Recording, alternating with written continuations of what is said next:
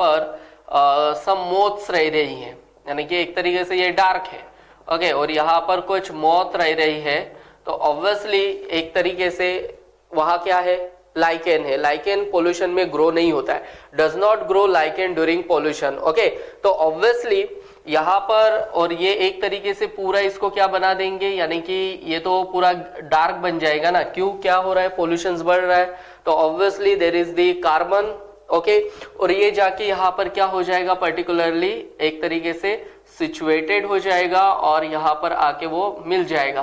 तो ऑब्वियसली यहाँ पर ग्रे वाला तो इजीली दिखेगा, ओके, ग्रे वाली मोथ तो इजीली दिखेगी, बट डार्क वाली नहीं दिखेगी। तो ऑब्वियसली ना एक तरीके से ये नेचुरली और पर्टिकुलरली मैन मेड, मैं बोल सकता हूँ it is the man made, और एक तरीके से स्लोली एक्टिविटी है, स्लोली एक तरीके से क्या हो रहा है, क्योंकि पॉपुलेशंस तो रिवॉल्यूशंस तो बढ़ ही रहा है ना, इंडस्ट्रियल रिवॉल्यूशंस बढ़ ही रहा है, तो पॉल्यूशंस भी बढ़ेगा, और इस पे ऊपर जो लाइकेन है, लाइकेन ग्रो नहीं होंगी। तो ऑब्वियसली एक तरीके से क्या होता है, लाइकेन को एक तरीके से पहले व्हाइट रहता, यानी कि जो भी पेड़ का एक तरीके से वो ग्रे कलर में रहता, तो ऑब्वियसली वहां पर ग्रे कलर की मौत नहीं दिखती है प्रेडिटर्स को, और प्रेडिटर्स उसको खाएंगे नहीं, ओके। बट जब डार्क कलर हो गया तो ग्रे कलर की मौत इजीली आइडेंटिफाई हो जाएगी और वो उसको खाएंगे, ओके। बट यहां पर क्या हो रहा था, ग्रे मौत डिक्रीज हो रही थी, ग्रे मौत क्योंकि उसको एक तरीके से खाया जाता था, वो इजीली आइडेंटिफाई हो जाती थी, और डार्क वो क्या हो जाती थी, इजीली बढ़ जाती थी। तो ऑब्वियसली एक तरीके से ये क्या था, इंडस्ट्रियल मेलानिज्म और example of the natural selection. Now thus it can be summarized, natural selection is anthropogenic process, yes it is the man made process, that is man induced or artificially induced, and stochastic activity, that means it is the slowly activity. So this is the example of the natural selection. Okay, now about the isolation. Isolation are two types, one is the geographical isolation and another is the reproductive isolation. Now it occurs when an original population is separated into two or more groups. Obviously एक original population से और वो किसी कारण से और किसी एक बिकॉज एक रीजन से वो क्या हो रहा है, सेपरेट हो रहा है। सेपरेट हो रहा है इसका मतलब obviously there is the flood या कुछ भी कारण हो सकता है, उसके वजह से क्या हो जाएगा, वो डिवाइड हो जाएगा फ्रॉम वन टू और मोर ग्रुप्स में। Example river, mountain, ocean, okay, this is called as the ocean, okay, and also ocean and forest, obviously एक तरीके से called as the geographical isolation. Now about the reproductive isolation. Reproductive isolations are two types, okay. Now here are called as the reproductive isolation. Reproductive isolations, one is called as the pre-mating and post-mating. एक कैसा है, pre mating है और दूसरा क्या है, post mating है। तो ऑब्वियसली मैं इसको प्री जाइगोटिक बोल सकता हूं एंड पोस्ट जाइगोटिक, और प्री जाइगोटिक एंड और पोस्ट जाइगोटिक। एक तरीके से pre zygotic and post zygotic are very important. अभी प्री मीटिंग क्या होता है and what is the post meeting क्या होता है वो पढ़ते हैं। एक तरीके से प्री यानी कि इसमें डेवलपमेंट हो रहा है, एक तरीके से जाइगोट, एक तरीके से डेवलपमेंट हो रहा है गमीट का, okay. Now first is called as the mechanical isolations, okay, इसका किसका, that is the example of pre mating का mechanical isolation. Mechanical isolations means एक तरीके से जाइगोट फॉर्म होने से पहले, यानी कि जाइगोट फॉर्म होने से पहले, then after the zygote form, तो आप हमेशा ध्यान में रख सकते हो। तो मैकेनिकल आइसोलेशंस का मतलब होता है कि cat and dog never mate, okay. Then also second जो होता है that is called as the behavioural isolation, यानी कि एक बिहेवियर आइसोलेशंस भी होता है, ओके, वेरी इंपॉर्टेंट है। तो एक हनी बीज, ये एग्जांपल अपन इसमें दे रहे हैं हनी बीज का। ऑब्वियसली हनी बीज एक तरीके से फेरोमन्स नाम का फीमेल क्वीन, जो भी हनी बीज में जो एक तरीके से फीमेल क्वींस होती है, क्वींस, वो एक तरीके से फेरोमोन्स एक केमिकल सिक्रेट करती है, जिसके कारण worker and drone are attract and they mate, और वहां पर क्या हो जाएंगी, मेटिंग हो जाएंगी। तो obviously it is called as the behavioural isolations. It can मैंने क्या बोला, यहाँ पर कौन अट्रैक्ट होगा, ड्रोन अट्रैक्ट होंगे, देन ऑल्सो कौन अट्रैक्ट होगा, वर्कर अट्रैक्ट होंगे। ओके, कौन रिलीज कर रहा है, तो हनी बीज। तो this is called as the behaviour isolation. Now about the seasonal isolation.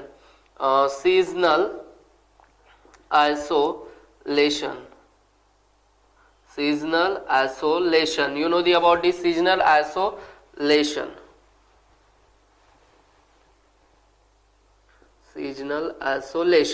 now example seasonal में तीन various, one is the rainy season, okay, winter and summer.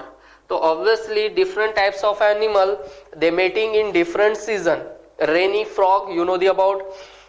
Summer में भी आपको एक तरीके से सम एनिमल जो एक तरीके से मेटिंग करते हैं, देन विंटर में भी करते हैं। ओके, देन ऑल्सो इसके अलावा एक और है कॉल्ड एज दी, मैं यहां पर लिख रहा हूं इसका फोर्थ वन, दैट इज दी, ये किसमें, प्री मेटिंग में लिख रहा हूं,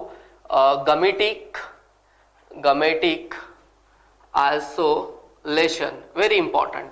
गमेटिक आइसोलेशंस में क्या होता है कि एग्जाम्पल, यानी कि आपने देखा होगा कि particularly in some animals they live inside the water, some animal live inside the water. तो ऑब्वियसली उनके जो गमेट्स होते हैं उनके ऊपर कुछ केमिकल रिसेप्टर्स होते हैं, और वो बराबर जैसे हो सकता है वेल का एक तरीके से गमीट हो, ओके, या वेल तो इट इज द मैमल्स, ठीक है, कोई एनिमल्स हो तो वो एनिमल्स का एक तरीके से ओवा के ऊपर कुछ केमिकल लगा रहता है, और समझ लो एक फिश है, ठीक है, और फिश ने वहां पर अपना एग दे दिया है, ओवा, ओके, उसके ऊपर जो केमिकल रिसेप्टर्स रहेगा वो बराबर मेल जो भी रहेंगी, यानी कि मेल जो भी फिश रहेंगी वहां रहेगा, तो ऑब्वियसली वो एक दूसरे के ऊपर केमिकल रिसेप्टर्स होके they are the mates, they form the zygote.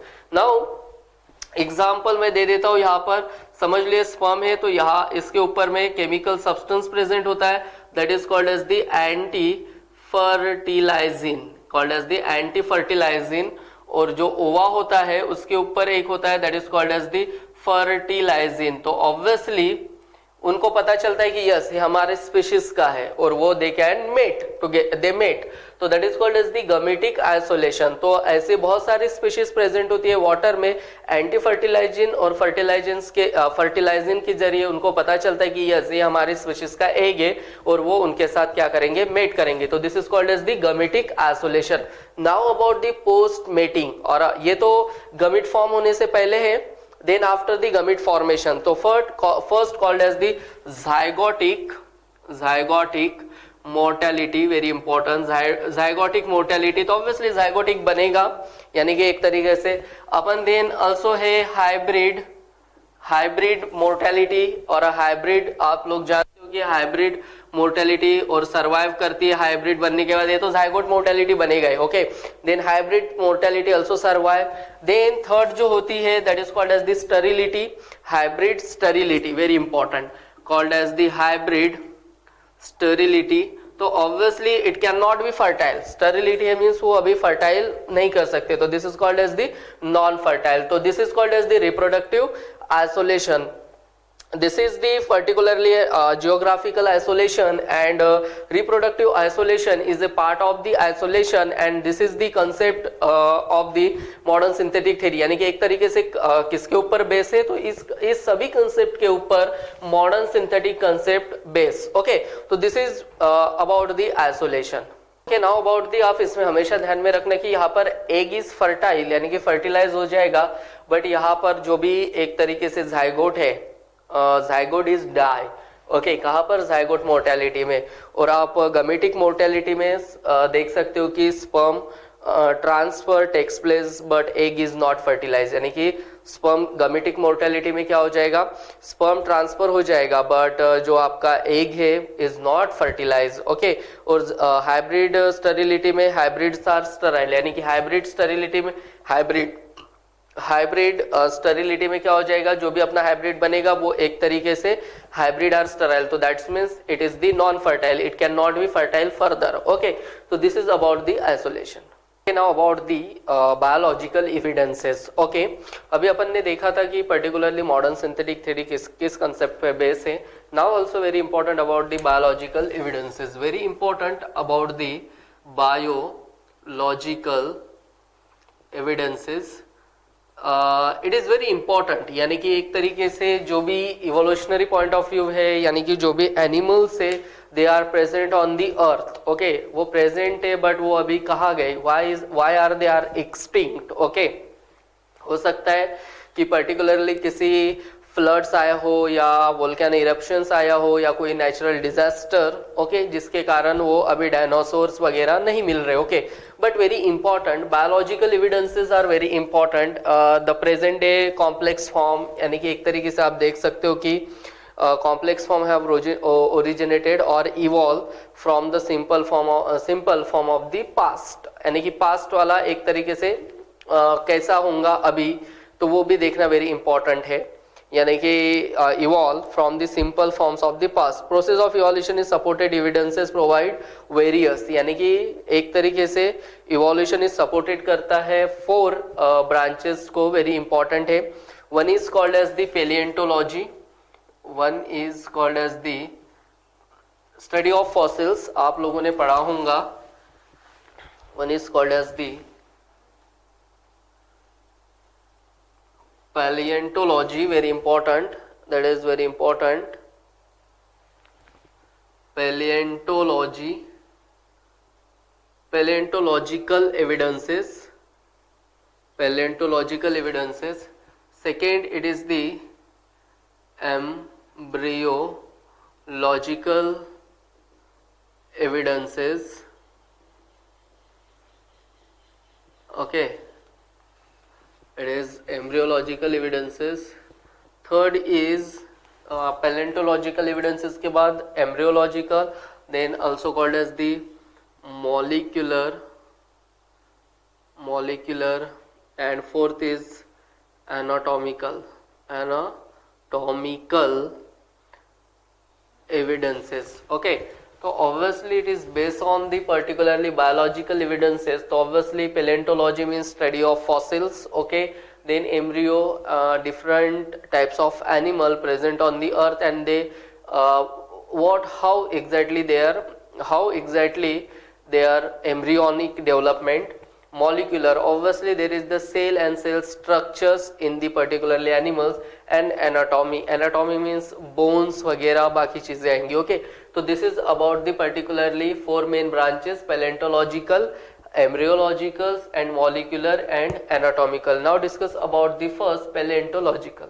Okay, now about the first, paleontological evidences, study of fossils called as the paleontology. Fossils are 2 types, यानी कि फॉसिल्स टाइप्स ऑफ फॉसिल्स तो अलग है, but आप one is very important about the palaeo, that is the palaeozoology, it is the fossils of animal, very important, fossils of animals, okay.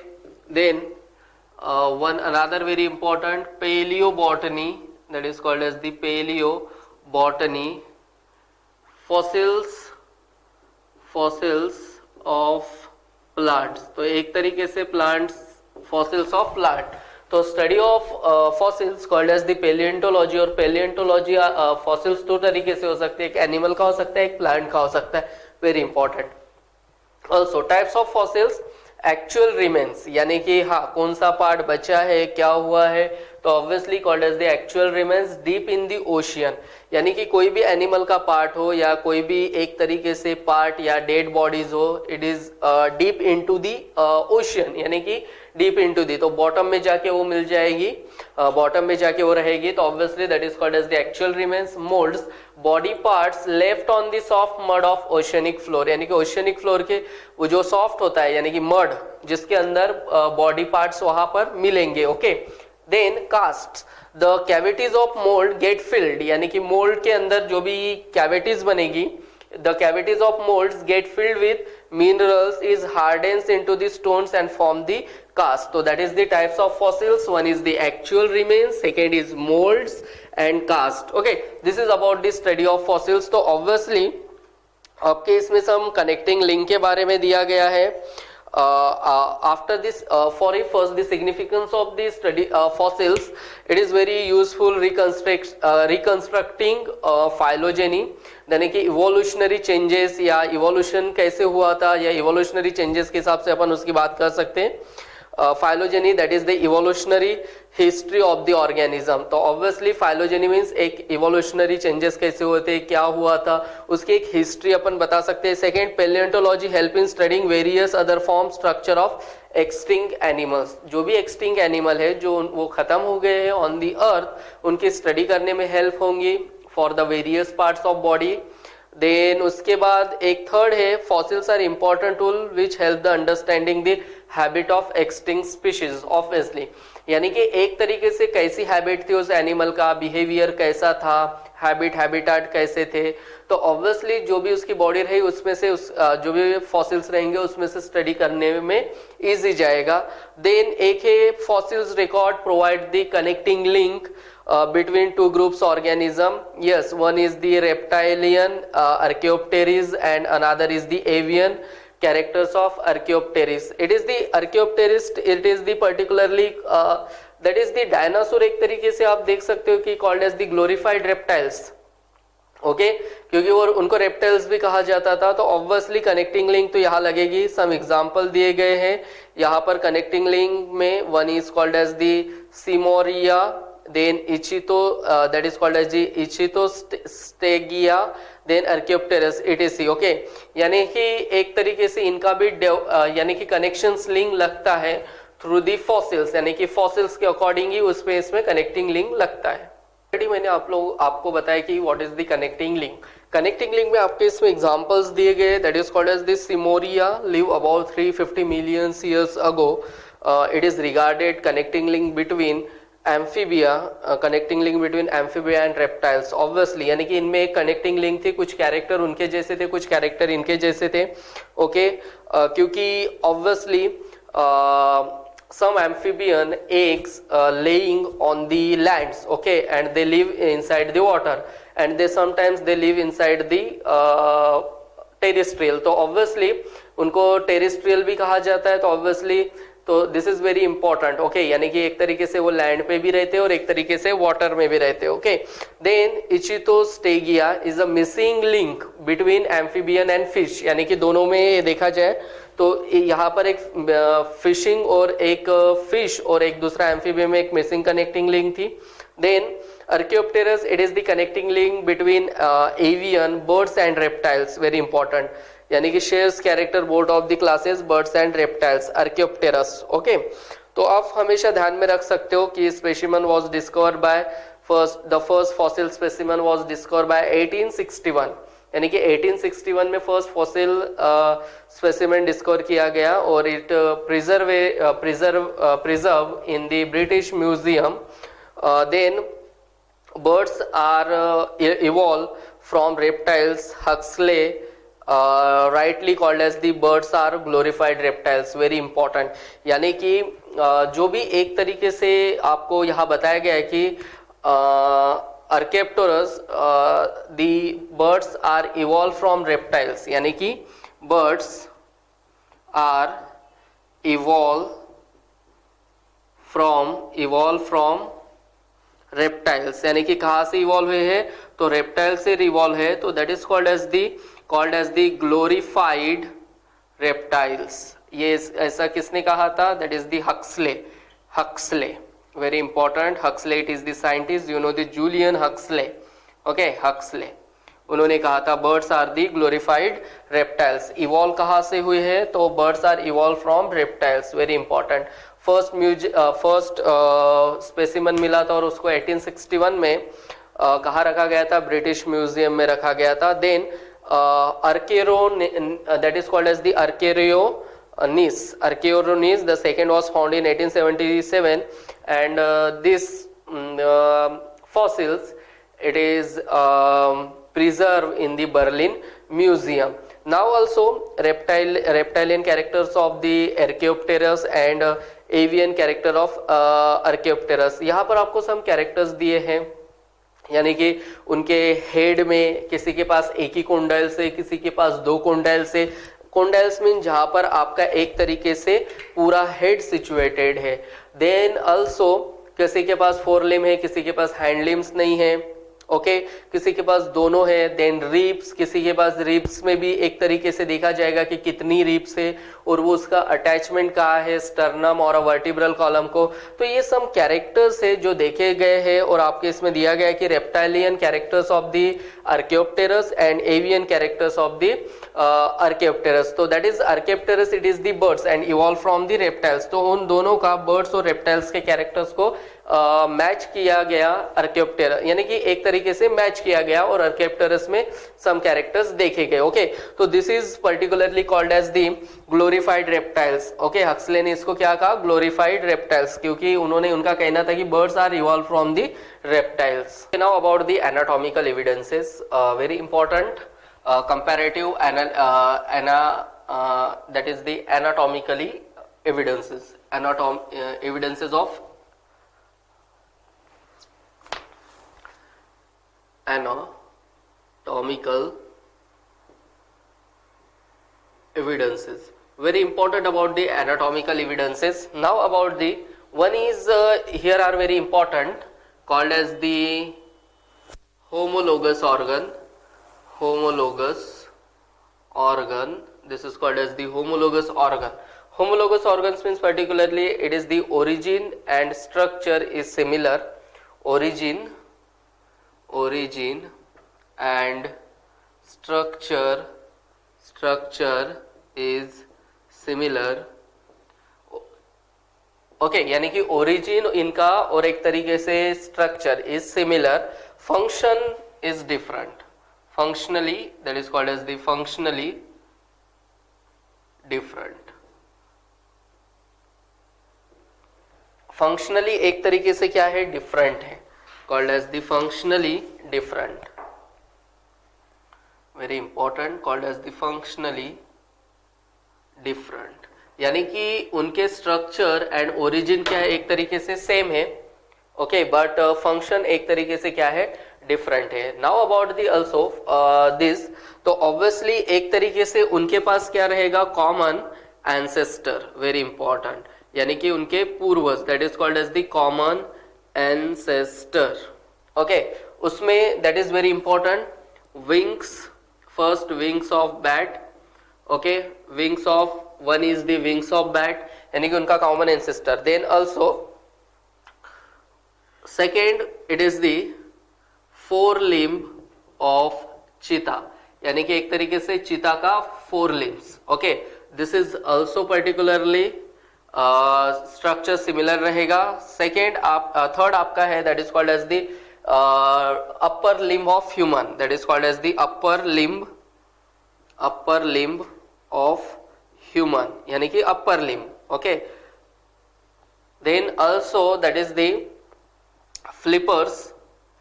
flippers of dolphin. तो obviously उनका एक ही common ancestor है जो कि विंग्स ऑफ बैट का, that is the wings. Okay, then also flippers, यानी कि ऑब्वियसली तैरने के लिए उनको काम में आता है. 4 limb of cheetah, that is the उनको लोकोमोशंस के लिए काम में आता है. But in human upper limb of this is the 4 limbs. Okay, very important, आप इसको थोड़ा इलैबोरेट कर लेना. That is called as the 4 limb. ये है 4 limb. Okay, and this is called as the upper limb. Okay, तो now this is very important about इनके structures. क्या है? एक तरीके से स्ट्रक्चर्स आर सिमिलर, यानी कि सबके स्ट्रक्चर्स क्या है? Origin and structure is similar, but functionally they are the different, यानी कि इनके फंक्शंस क्या है? डिफरेंट है. जैसे स्ट्रक्चर सेम है तो ऑब्वियसली ये विंग्स क्या कर रहे हैं? ये फ्लाइंग के लिए इस्तेमाल हो रहा है. This is the flying, okay, very important, किसके लिए यूज हो रहा है, तो फ्लाइंग के लिए यूज हो रहा है, दिस इज द फ्लाइंग के लिए यूज हो रहा है। फ्लिपर्स ऑफ डॉल्फिन फॉर किसके लिए यूज हो रहे हैं, तो स्विमिंग के लिए यूज हो रहा है। फंक्शन कैसे डिफरेंट है, अपर लिफ्ट किसके लिए हो रहा है, कुछ लिफ्टिंग करना है यानी कि उठाना है, उसके लिए ह्यूमंस के यानी कि कुछ उठाना है तो ऑब्वियसली उसके लिए यूज हो रहा है। और ये एक तरीके से किसके लिए काम में आ रहा है, लोकोमोशन यानी कि चलने के लिए, फॉर दी वॉकिंग यानी कि ऑब्वियसली वॉकिंग के लिए इनके 4 लिम्स यूज हो रहे हैं। तो this is the particularly structure, origin and structure, और इनके एक ही क्या है, कॉमन एंसेस्टर, उनके पूर्वज एक ही है, कॉमन है, तो that's means particularly origin and structure is similar, okay, functionally they are the different. देखिए फंक्शन, फ्लाइंग कर रहा है कोई, वॉकिंग, कोई लिफ्टिंग एंड कोई स्विमिंग, तो this is about the particularly homologous organ. Now about the analogous organ. Analogous organ also very important. They are structurally very important. They are the structurally यानी कि एक तरीके से structurally they are the similar. Very important about structurally they are similar यानी कि एक तरीके से sorry structurally they are structurally they are dissimilar, very important, dissimilar. Functionally they are similar यानी कि यहाँ पर क्या है, एक तरीके से फंक्शन क्या है उसका, एक तरीके से डिफरेंट सिमिलर है, और स्ट्रक्चर कैसा है, डिफरेंट है। तो आपको भी यहाँ पर एग्जाम्पल देखना पड़ेगा, that is the some example bat, okay, then also example of the particularly bird का एक एग्जाम्पल, एंड इंसेक्ट का। तो ऑब्वियसली उनके बर्ड्स में आपको एक तरीके से बैट में आपको रेडियस अल्ला मिलेगा, क्लियर है, यहाँ पर आपको डिफरेंट स्ट्रक्चर मिलेगा, यहाँ पर आपको डिफरेंट स्ट्रक्चर मिलेगा। तो that's means particularly structurally they are the dissimilar function, सबका फंक्शंस क्या है, दे आर द फ्लाइंग यानी कि ये क्या करेंगे, फ्लाइंग करेंगे, तो इनका फंक्शन क्या है, एक तरीके से सिमिलर है, और they are the structurally dissimilar, तो that is called as the analogous organ. This is the your second analogous organ. After the analogous organ, that is the your called as the vestigial organ. That is called as the vestigial organ. Very important. These vestigial organ present in the human's body called as the vermiform appendix. Called as the vermiform appendix. Also called as the coccyx, and also called as the nictating membrane यानी कि it is यानी कि एक तरीके से they are the exist, ये इनका presence it is not required in your humans body, इसका presence it is not required. तो ऑब्वियसली वेस्टिजियल ऑर्गन है, तो मैं इनको क्या बोल सकता हूँ, called as the rudimentary organ, called as the rudimentary organ, or function, very important, functionless organ, very important, clear है, यानी कि इनका presence it is not required for the particularly function. यानी कि वर्मिफॉर्म अपेंडिक्स ये रूमिनेंट एनिमल में बहुत ही यूजफुल है, बट ह्यूमंस बीइंग में it is the vestigial, okay, क्योंकि वो हर्बीवरस एनिमल में फॉर द सेलुलोज डाइजेशन करने के लिए are very important. Coccyx it is also called as the tail, यानी कि टेल वर्टिब्रे कहा जाता है, जिसको माकड़ हाड़ भी कहते हो, ओके, तो दैट्स मींस कोकाइक्स और अ टेल, और आपके इसमें सैक्रम दिया गया, ओके, तो दिस इज मेरे लिए क्या वेस्टिजियल ऑर्गन है, ये मेरे बॉडी के अंदर एक तरीके से क्या नहीं करे, it is the functionless. Nictitating membrane it is consider as a third eye, okay, या third eyelid, consider as a third eyelid है ऑब्वियसली, तो but it is the functionless in humans, okay, but this is the well develop in the particularly fish, okay, also frog यानी कि prevent the entry of water into the eye, यानी कि वो prevent करते हैं water inside the आई ना चले जाए। लेकिन अपन ऑलरेडी अपन कहा गए वाटर में गए तो ऑब्वियसली अपने वहां पर प्रॉब्लम क्रिएट होंगे।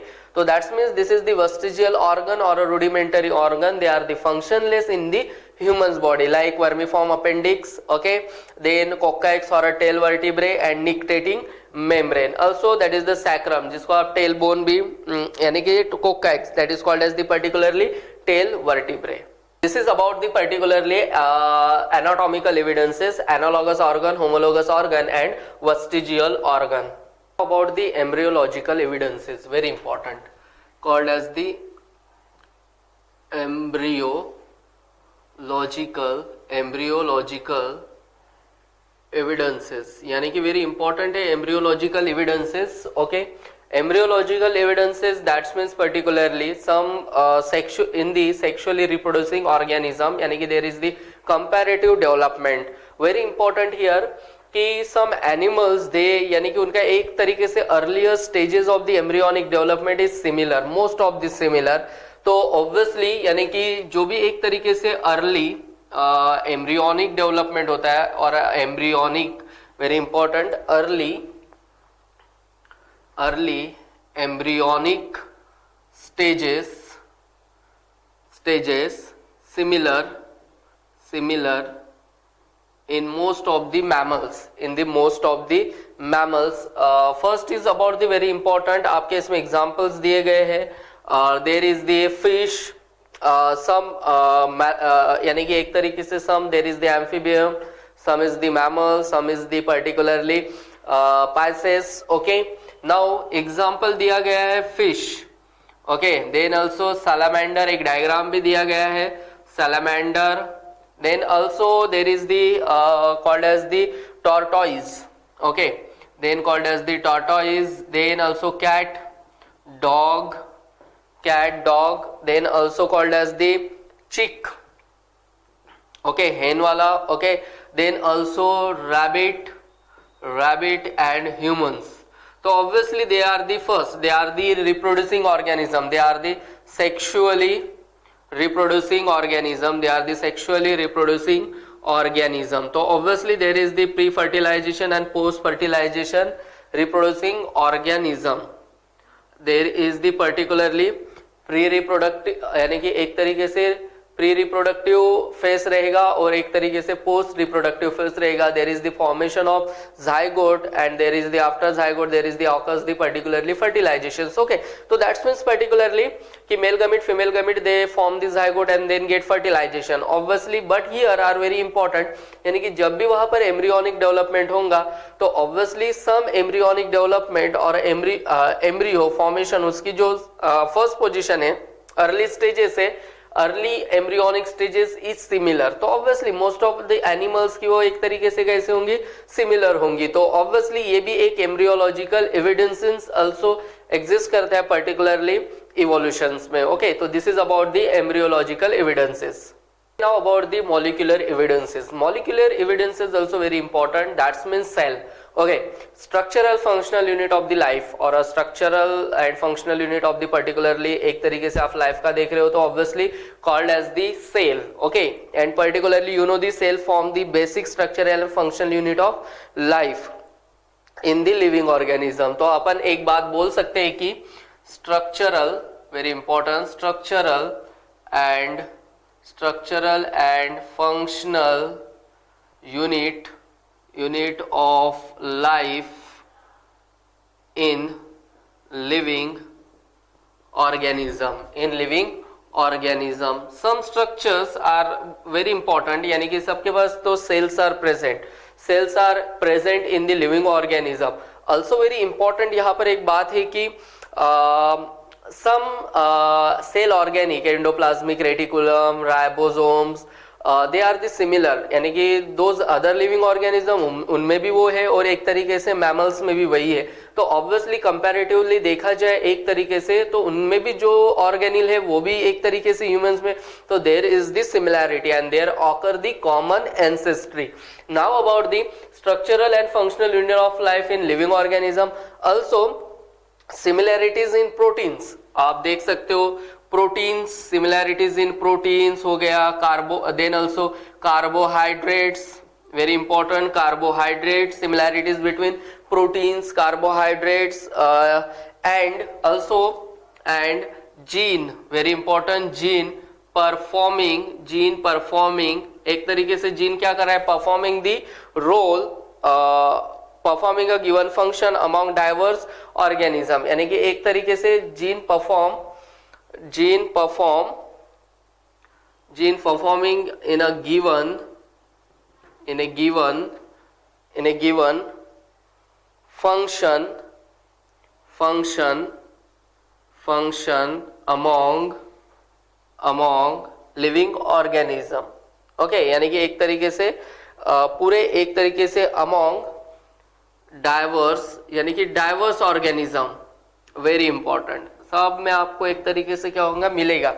तो proteins, carbohydrate and gene performing in a given function among diverse organism, diversity of organism present on the earth. Okay, तो ऑब्वियसली सब में एक तरीके से सिमिलर फंक्शंस दिखेगा, उनमें भी जीन है, अपने में भी जीन है, तो obviously then also basic process like catabolic, okay, catabolic process also similar in some organism, catabolic process very important about this catabolic process or a catabolic एक तरीके से activity similar in the living organism, they are the which is something to break down and they give us and they provide energy in the form of ATP. तो obviously some food का breakdown होगा तो वहां पर ATP का क्या होगा, एक तरीके से फॉर्मेशन होगा, और फॉर्मेशन एटीपी का फॉर्मेशन होगा तो अपने को क्या देंगे, एक तरीके से एनर्जी देंगे। तो this is very important about this factor, catabolic process are very important. Okay, तो ये सब कुछ किस में आ रहा है, एक तरीके से molecular evidences.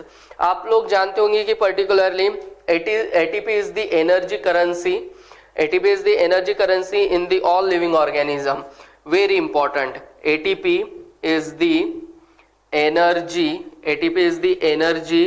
currency in all living organism, यानी कि सब लिविंग ऑर्गेनिज्म में ATP is the energy currency, obviously energy provide करता है, तो obviously some structure are similar. Okay, तो this is about the molecular evidences. About the geological time scale, the total life span of the earth from the time of its origin, यानी कि जब origin हुई है वहां से लेके कितना टाइप आपने स्पैन, यानी कि लाइफ स्पैन आपने वहां पर ये किया है, यानी कि एक तरीके से the total life span of the earth from the time of its origin से कितना लाइफ आपने प्रेजेंट हो आप अर्थ पे, ठीक है, is called as the geological time scale. Then the division of geological times are called as the eras, उसको क्या कहा जाता है, एरास, हमेशा ध्यान में रखिएगा। Eras are the particularly some eras दिया गया आपके बुक में, Cenozoic, Mesozoic, then Paleozoic, Proterozoic and also called as the Archaeozoic. Okay, now these eras are divided into periods obviously, यानी कि एक तरीके से उसको ही क्या कहा जाता है, the eras are divided into periods। तो obviously periods है quaternary, tertiary, then also Jurassic, Triassic, Permian, then also Carboniferous and Devonian, Silurian and Ordovician and Cambrian। तो obviously this is called as the particularly periods, एक कोई तो भी periods था। then the periods into the epoch, obviously epochs means particularly recent, यानी कि एक तरीके से रिसेंट वगैरह देखा जाएगा इसके अंदर, यानी कि अभी लाइफ कैसी प्रेजेंट है ऑन दी अर्थ, तो ऐसा पर्टिकुलरली जियोलॉजिकल टाइम स्केल है। और यानी कि एक तरीके से शुरुआत कहाँ से दी गई है, आर्कियोजोइक से, यानी कि नीचे से 4.6 मिलियंस ईयर्स अगो, यानी कि क्या हुआ था, ओरिजिन का, अर्थ का ओरिजिन हुआ, और then there is the also molecular formation हुआ। तो वहां से लेके नाउ आज मॉडर्न मैन तक, यानी कि एक तरीके से मॉडर्न मैन तक का डेवलपमेंट देखा जाएगा।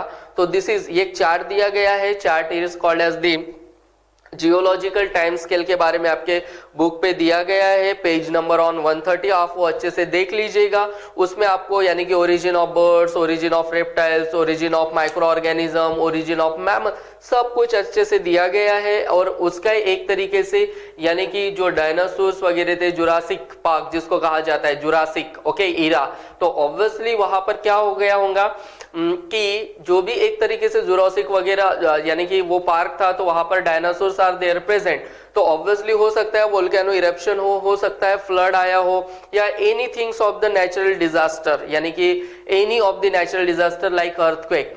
तो उस कारण वो क्या हो गए होंगे, जो एनिमल्स है वो एनिमल क्या हो गए होंगे, एक्सटिंक्ट हुए होंगे, और ऑब्वियसली वो वहां पर ही वो एक्सटिंक्ट हो गए या वो मर गए। तो ऑब्वियसली अभी वो अपने को नहीं दिख रहे, बट अभी अपना एक तरीके से ओरिजिन हुआ, दैट्स मींस पर्टिकुलरली मैन का फिर वो एक तरीके से मॉडर्न मैन में डेवलपमेंट हुआ, तो इसलिए आज अपन क्या एक तरीके से डोमिनेंट है। ओके, तो this is particularly about the geological time scale. आपको ये टर्मिनोलॉजीज वेरी इंपॉर्टेंट है, यानी कि कौन डिवाइड कर रहा है और किस में हो रहा है, यानी कि the division of geological time are called as the eras, फिर eras divided into periods and periods are into the epochs. तो obviously this is the very important about the geological time scale. How about the particularly adaptive radiations? Okay, adaptive radiation means the process of evolution which result in transformation of original species to many different varieties. यानी कि क्या है कि the process of evolution which result transformation of original species, यानी कि transformation हो गया original species to many different varieties is called as the adaptive radiation, that is called as the marsupial mammals in kangaroo. Marsupial mammals called as the kangaroo in Australia. बहुत सारे उसके एक तरीके से marsupials mammals है like koala, then numbert, then also called as the flying एक तरीके से kangaroo, then also Tasmanian cat, then also Tasmanian wolf. Okay, तो एक तरीके से they are the same, क्योंकि उनके अंदर कुछ changes हुए। इसमें क्या कहा गया कि evolution with result transformation of original species. Okay, to many different varieties, यानी कि उसी तरीके से they are the marsupials. Okay, some also finches. अपने डार्विन साहब जो कहा गए थे, गैलापागोस आइलैंड पे गए थे, यानी कि वो एक तरीके से वोएज पे निकले थे, जल यात्रा पे निकले थे। जब गए तो उनको फिंचेस दिखे, फिंचेस मींस बर्ड्स, उनकी बॉडी सेम थी बट उनको उनके वैरायटी में उनके बीक में क्या लगा, उनको कुछ वैरायटीज दिखी, तो उनकी बीक उस तरीके से बनाई होंगी, that is the finches. Okay, green eater होगा, कोई इंसेक्ट फीडर होगा, लार्वा फीडर होगा, फिश ईटर होगा, कोई सीड ईटर होगा, कोई फ्रूट ईटर होगा। तो obviously there is the some particularly adaptive radiation shows होंगे क्योंकि ट्रांसफॉर्मेशन हुआ है। ओके, तो this is about the particularly adaptive radiation.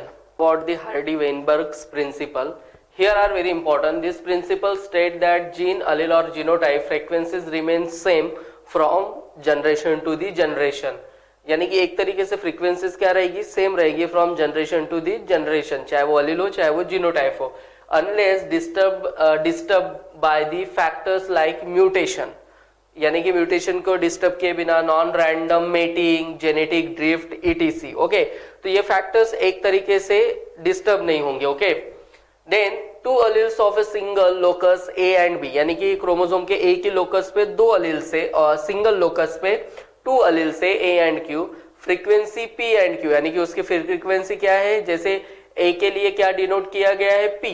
Okay, now ए के लिए क्या डिनोट किया गया है, पी, ए के लिए डिनोट किया गया है P. Okay, now the frequency of A, यानी कि ए एंड ए के लिए पी एंड स्मॉल ए के लिए क्यू, कैपिटल ए के लिए पी एंड स्मॉल ए के लिए Q, the frequency of A, तो that is called as the P square, for A called as the Q square and A 2pq, तो इसको Punnett square में देखा गया। ऑब्वियसली इसका काम यही है कि जो फ्रीक्वेंसीज रहती है वो रिमेन सेम रहती है from one generation to the another generation, यहाँ पर उनका पनेट स्क्वायर किया गया। ओके, नाउ हाइब्रिड जैसे A P, okay, A Q, तो ऑब्वियसली ए क्यू, ए के लिए क्या डिनोट किया जाता है, क्यू, स्मॉल ए के लिए क्यू, कैपिटल ए के लिए पी, तो हाइब्रिड वेराइटीज है ए पी, तो ऑब्वियसली पनेट स्क्वायर यहाँ से ए और obviously A double A. Okay, फिर पी है तो ऑब्वियसली ये भी पी, तो पी स्क्वायर, फिर एक ए इधर से आएगा, एक ए इधर से आएगा, बट पी क्यू, समझ में आ रहा है, यानी कि पनेट स्क्वायर किया गया, पनेट स्क्वायर में देखा गया। तो ऑब्वियसली यहाँ पर आप हमेशा ध्यान में रखिएगा पी यानी कि एक तरीके से plus Q square, P square plus 2pq plus Q square, तो ऑब्वियसली दिस इज दी एक तरीके से फॉर्मूला, कौन होमोजाइगस है कौन हेट्रोजाइगस है। यहाँ पर आप देख सकते हो कि this is called as the homozygous, this is called as the heterozygous, this is called as the homozygous, this is called as the heterozygous. ये करना क्या है पर्टिकुलरली इसमें, यानी कि हार्डी-वेनबर्ग प्रिंसिपल क्या बोल रही है, स्टेट्स दैट जीन, अलील और genotype frequencies remain same from generation to the generation, यानी कि एक जनरेशन से दूसरे जनरेशन में जो भी उनके अंदर फ्रीक्वेंसीज है वो रिमेन क्या रहेंगी, सेम रहेंगी। तो this is about the particularly Hardy-Weinberg principle. Now about the particularly evolution, origin and evolution of humans being, यानी कि you know the एक तरीके से बोला जाए तो origin, very important, origin and evolution of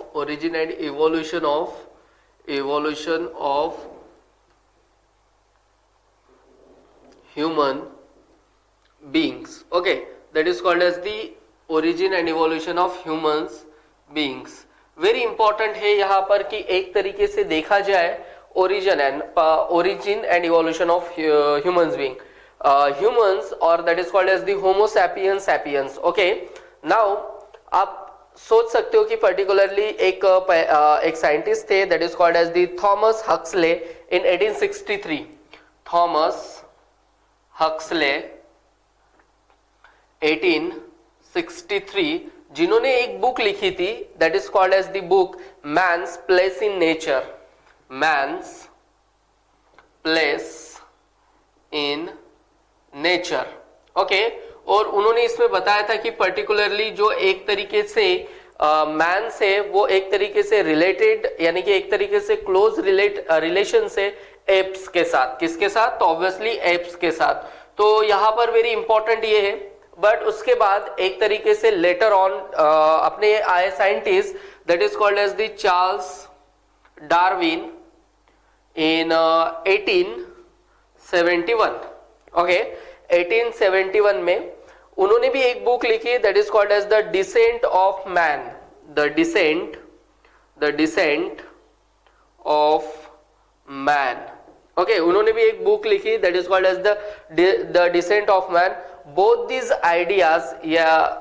ideas it is called as the misunderstood, यानी कि एक तरीके से मिसअंडरस्टूड है, और it was believe that man has descended from apps. Obviously, यानी कि उत्क्रांति जो हुई है, यानी कि मिसअंडरस्टूड हुआ है, क्लियर है, और एक तरीके से फ्रॉम एप्स, यानी कि बोला जाता है कि वो क्लोजली अपन उसके यानी कि क्लोजली अपना उनका रिलेशन है, तो ऑब्वियसली आप उससे क्या करते हैं, अपन रिलेटेड है.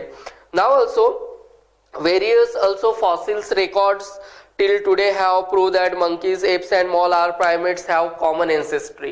Yes, today a lot of fossils are present और common ancestry अपनी जैसे monkeys, apes and also called as the particularly mans. Okay, common ancestry है. तो इसलिए आज का मॉडर्न मंकी एक तरीके से ह्यूमंस ने, but there is the common ancestry. Now place of humans the animal kingdom. Yes, place of human in animal kingdom under the Primata of class Mammalia, यानी कि the modern man is included in the order that is called as the primate of class mammal, along with the that is called as the prosimious monkeys and apes. Obviously, okay, तो उसमें कुछ आपका एक टार्सेरियर आता है, lemurs आता है, फिर न्यू वर्ल्ड मंकी आता है, ओल्ड वर्ल्ड मंकी आता है, फिर एप आता है, फिर ह्यूमंस आता है. और अर्बोरियल इंसेक्टिवरस थे, यानी कि उससे कॉमन एंसेस्ट्री निकाल के, यानी कि आफ्टर द एप के बाद एक तरीके से ह्यूमंस का इवोल्यूशन हुआ. यहाँ पर आपको सम ऑर्डर दिखेंगे, ऑर्डर्स दिखेंगे, क्लास दिखेंगे, and new various varieties of the particularly class. Okay, obviously आपको सब ऑर्डर दिखेगा, that is called as the Prosimii. Okay, और वहां पर मिलेगा that is the lemurs. These are the small arboreal animal. Okay, mainly found in Madagascar. Obviously, okay, they have grasping hands and feet, यानी कि एक तरीके से grasping, वो पकड़ने के लिए. okay, then flat snouts, यानी कि जो उसका snout है वो एक तरीके से flat है. large eyes facing more in front of that lateral side and long bushy tails, यानी कि bushy tail means particularly उसके ऊपर ज्यादा से ज्यादा hairs है. okay, now Tarsierius also, these are arboreal, nocturnal. ये nocturnal means more active in night, arboreal means ज्यादा से ज्यादा पेड़ पे रहने वाला. okay, then insectivorous primates found in Iceland of East Indies. obviously, यानी कि वहां पर फाउंड हुआ ईस्ट इंडीज में. then their eyes also large, directed forward and have binocular vision, यानी कि एक तरीके से binocular vision, nocturnal है. The limbs they are the particularly, उसमें कितने 5 digits भी थे उनके अंदर, with adhesive pads, यानी कि वो पकड़ के रख सकते हैं. okay, then most of the digits have nails except the second and third toes of hind limb, यानी कि हाइंड लिम में उसके इसमें डिजिट अब्सेंट है। देन क्लाउज यानी कि पकड़ने के लिए obviously claws, there hind limbs and longer with elongated एक तरीके से क्या बोल सकते हो आप, टार्सल्स, यानी कि आप जो आपका ये है एक तरीके से टार्सल्स, मेटाटार्सल्स। ओके, तो आपका यहाँ पर क्या होता है, this is the carpel, in hand में क्या होता है, कार्पेल प्रेजेंट होता है, carpal, then metacarpal. Okay, and जो आपका लेग्स होता है वहां पर क्या प्रेजेंट होता है, that is called as the tarsals. Okay, then from tarsals like ancestor evolve the earliest, that is called as the anthropoids. Okay, अभी सब ऑर्डर एंथ्रोपॉइड्स में आपको न्यू वर्ल्ड मंकीज मिलेंगे एंड ओल्ड वर्ल्ड मंकीज मिलेंगे, जिसके अंदर Hominoidea भी आएगा, that is called as the, it includes apes, mans, जिसके अंदर probably they have evolved simultaneously and from the common ancestor। एक तरीके से मैं क्या बोल सकता हूँ कि पर्टिकुलरली कॉमन एंसेस्ट्री से ही डेवलपमेंट हुआ है एप्स एंड मैन का, चाहे उसके और new world monkeys and old monkeys. Okay, तो फिर एप्स हुआ, तो ऑब्वियसली एप्स के इसमें कितना क्रेनियल कैपेसिटी है, व्हाट इज द बिहेवियर, उसके अंदर के characters this characters is belong, some characters are similar to the humans being. About the apes, यानी कि what is the difference between apes and humans being. Okay, apes में आपको दिया गया है कि particularly they have the prognathous face. Okay, also that is called as the slanting forehead. Obviously थोड़ा apes में देखा होगा आपने, तो थोड़ा उनका बाहर निकला है, that is called as the prognathous. Okay, also slanting forehead यानी कि एक तरीके से नीचे ऐसे उतरा हुआ, then probably particularly snout that is the protrude, यानी कि स्नाउट उनका थोड़ा प्रोट्रूड ऐसा बाहर निकला हुआ है। Okay, then with flat nose, obviously there is the particularly flat nose उनके इसमें प्रेजेंट है। also large simian gap or a diastema gap present between teeth। Okay, और that is called as the incisor और एक canine, यानी कि ये आपका ये इंसीजर रहेगा और उसके साइड वाला कैनाइन रहेगा उनके बीच में, और उनका एक तरीके से they are the erect and quadrupedals. Okay, क्योंकि उनके पास हाइंड लिम्स भी है और एक तरीके से फोर लिम्ब भी, और उनकी क्रेनियल कैपेसिटी होती है यानी कि 400 to 600 cc क्यूबिक यानी कि centimetre. Then humans being, the humans being also special features, humans being are orthognathous face, यानी कि यहाँ से फोरहेड देखा होगा आपने एक तरीके से development of high forehead. Okay, then skull dome shape, obviously skull का एक तरीके से कैसा है, डोम शेप है, यानी कि ऑब्वियसली इस तरीके से। Then dental arch rounded parabola. Okay, elevated nose यानी कि थोड़ा बाहर निकला हुआ एक तरीके से ऐसे आया हुआ, that is called as the elevated nose. Also small jaws, development of prominent chin, then foramen magnum skull, directed downward, development of lumbar curve, यानी कि एक तरीके से लंबर कर्व आपका ये जो है लंबर वर्टिब्रा। ओके, तो वहां पर एक कर्व भी आया है। Then complete erect posture, bipedal locomotion, yes hind limbs and fore limbs are present, hind limbs and forelimbs are present. Then also here are very important, cranial capacity is about 1450 etc. Okay, and development of the articulated speech. Also phylogenetic relationship है between the apes and humans being, तो उसमें the characteristic of apes and the humans being are as follows. Very important ये बात है कि absence of tail, yes, absence of tail उनमें भी एक तरीके से इवोल्यूशनरी पॉइंट ऑफ व्यू देखा जाए, फाइलोजेनेटिक का मतलब होता है कि इवोल्यूशनरी पॉइंट ऑफ व्यू, तो ऑब्वियसली absence of tail, अपने में एक तरीके से प्रेजेंस ऑफ टेल है, but it is consider as a vestigial organ in human body, you know the about. Okay, then absence of tail, comparatively larger head, obviously एक तरीके से comparatively क्या है, लार्जर हेड है। Broad chest due to flattening of sternum, यानी कि between, ये अपन किस में देख रहे हैं, एक तरीके से phylogenetic relationship apps and humans being के अंदर, तो अपना स्टर्नम एक तरीके से दिस इज द स्टर्नम, और वहां से अपना एक तरीके से यहां से क्या बनता है अपना पूरा रिब केज, एक रिब केज वर्टिब्रल कॉलम को अटैच होती है, वर्टिब्रल कॉलम को, और एक रिब किसको अटैच होती है, स्टर्नम को। Okay, now the comparatively larger head, broad chest due to flattening of sternum, molar teeth with 5 cusp, यानी कि एक तरीके से मोलार जो आपका दाढ़ यानी कि प्रीमोलर्स, फिर उसके बाद क्या आएंगे, मोलर्स आएंगे. Okay, capable of sound production, yes, capable of also there is the true vocal cords, larynx, voice box are there present. तो obviously sound भी प्रोड्यूस होगा. menstrual cycle, yes, in the female में menstrual cycles होगा. then highly developed facial musculature, यानी कि yes, जो भी musculatures, that means face का एक तरीके से स्ट्रक्चर क्या होगा, highly develop है. then the remarkable similarity in the DNA, hemoglobin and albumin molecules of the chimpanzees, gorilla and man.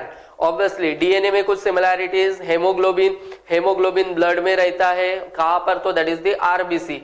then also albumin it is the proteins. okay, तो obviously this is the remarkable similarities between gorilla, man and apes. so this is the some phylogenetic relationship between apes and humans. Now about the some paleontological evidences. obviously यानी कि humans की एक तरीके से common ancestry है. obviously अपन उसकी बात करेंगे common ancestry, but जो common ancestry थे they are the particularly live on the tree.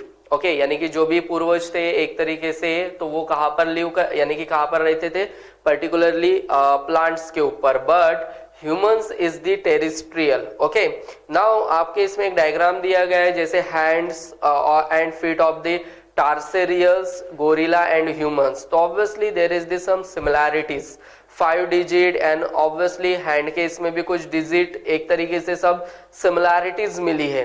Now also is terrestrial. Man originated from the ancient apes. okay, apes, that is the fossils bones of human ancestor. it is found in, are discovered from Africa, Germany, Java. okay, then also and other parts of the Asia. तो obviously ये कुछ fossils मिले हैं. study of fossils called as the paleontology. you know the about the bones like humerus, okay, femur and stone implements. the fossils belong to different geological ages. तो obviously अपन ने different geological time scale देखा था, यानी कि एक era में obviously different type, यानी कि एक एरा में कुछ ना कुछ बोन्स मिले हैं. ओके, बोन्स मिले हैं मीन्स उसका एक फॉसिल्स मिले हैं. नाउ अबाउट दी, तो ये कुछ कहीं ना कहीं सिमिलैरिटीज जाती है. तो obviously there are 4 main stages in the origin of the man. one is ape stage, very important. first यानी कि origin of man में there are 4 main step for the origin of man. यानी कि origin of man का हुआ है तो 4 steps are very important. okay, one is origin of man में one is called as the ape stage. okay, this is called as the ape stage. second, it is called as the ape main stage.